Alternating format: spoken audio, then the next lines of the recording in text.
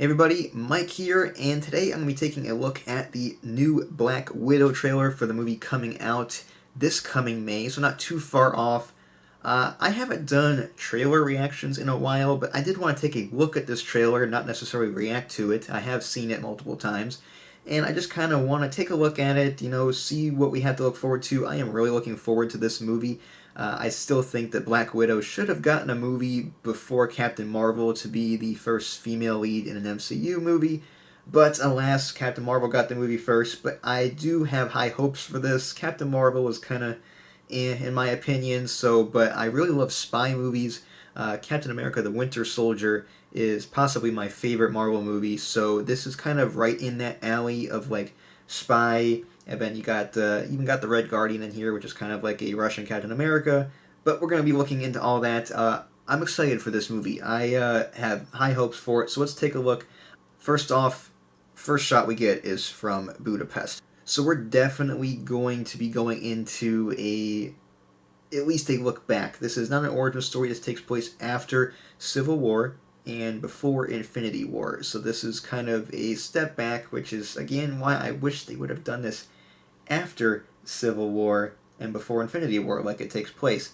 The only reasoning I can see them using this to benefit them is if they ultimately somehow are able to tie this into Phase 4, somehow making this something that begins for the future of this phase. I don't know how they'll do it, whether it be a character or not, but we're going to be getting into characters pretty soon, so we'll take a side note on that. We of course got Budapest, and then we get some flashbacks. We get flashbacks to Age of Ultron, and we get flashbacks to the first Avengers. We get some shots of Hawkeye, got Nick Fury from the Winter Soldier, as well as a shot of Black Widow from the Winter Soldier. So we start off with some flashbacks, a quote from Endgame, kind of trying to pull at you emotionally from the get-go. And then we see Black Widow is kind of on the run. Now what's interesting is we see this shot of General Ross. I think it's General. Is it General by this? I don't know. I think it's General Ross. I know it's Ross, but yeah, General Thunderbolt Thaddeus Ross, I think. I think I got that right. Anyway, so we have Ross here, and this is really interesting because he is definitely de-aged at this point. Now, I can't tell. I'd have to look at a side-by-side of how he looks from the Incredible Hulk, and that is, of course, without Mark Ruffalo. That was with Edward Norton, and then we did not see him again until, I believe, Civil War was his first appearance since then. And then, now this is de-aged, and I just can't tell what era this would put him in. It looks like it could, if I had to guess, I'd have to say it would be post-Incredible Hulk. But if we're going back at Budapest and where we first saw, we didn't see, but we had Black Widow and Hawkeye, I'm not quite sure where this fits timeline-wise, so we're going to have to see that in maybe future trailers, or maybe even wait for the actual movie itself. And then we get into Natasha going into this giant building, and we end up having a little bit of a fight here with Yelena, who ends up being called Sis. Now, a lot of people have automatically assumed that this means this is her blood relative sister. I'm not quite sure. Now, do I know a lot about Black Widow as far as family-wise in the comics? Not really. I don't know if this is something that does happen. Now, I do feel like this could be something where she could have just been part of the same Black Widow program as Natasha, and not necessarily a blood relative, but we'll have to wait until the movie to see. But I know a lot of people jumped on that right away. I'm not positive. I mean, maybe they are just blood relative sisters. Who knows? But I wasn't so quick to think about that like other people were. Got a cool fight going on here, which... It's funny enough that the director of a new Metal Gear Solid movie says that they stole from Metal Gear Solid 3. I don't know, he was kind of going a little crazy. I don't know if you guys saw that on Twitter, but he was also talking about how Disney stole Black Widow's tactical suit from Metal Gear Solid 3. I think he's just too attached to his own movie and thinking about the video games, because Metal Gear Solid 3 did not invent the white tactical suit. But we'll be taking a look at that in a second. So, cool fight going on here. We got some knives, fists, guns, cool stuff. And then we have the whole, okay, hey sis, cool Russian accent from Yelena. I think that's neat. And then we got taking off on a bike this summer. And then I really like this suit that Black Widow has here in kind of the hero shot. That's neat. And then we have what could be... I can't tell who that is. It might be Ross, but it might not be. But we're in some type of control room here. So that's interesting. And then it looks like, I'm assuming, the final climatic battle will be in this snowy area. And this is when Black Widow is going to get her white suit, which looks cool. She does the hero landing.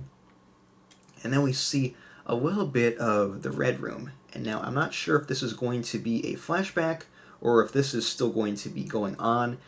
Maybe she'll have to go up against the women trained in the Red Room. We'll have to wait and see. But that's cool.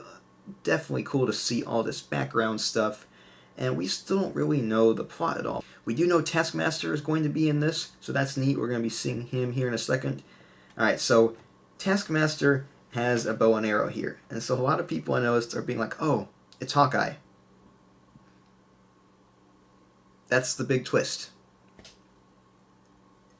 It can't be Hawkeye, because this takes place after Civil War. Now, I do know that, yes, there's going to be flashbacks, but that would mean that Hawkeye would have to be Taskmaster first while he was still with S.H.I.E.L.D., so that's really out the window. It's not Hawkeye. It is definitely supposed to be just the original Taskmaster. Now, why they are not revealing the actor portraying him yet, I'm not sure. Maybe they could have it so that Taskmaster is someone close with Black Widow throughout the movie, and then there's like a reveal. Maybe that's why they're not revealing the actor's name.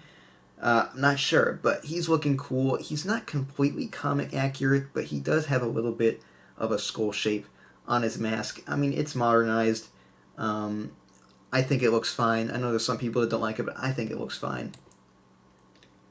And then we have the Red Guardian here, who kind of has, I feel like, the Mr. Incredible vibe going on here from The Incredibles. It's like, you know, got a fat joke. You know, he's like, she's like, you've gotten fat.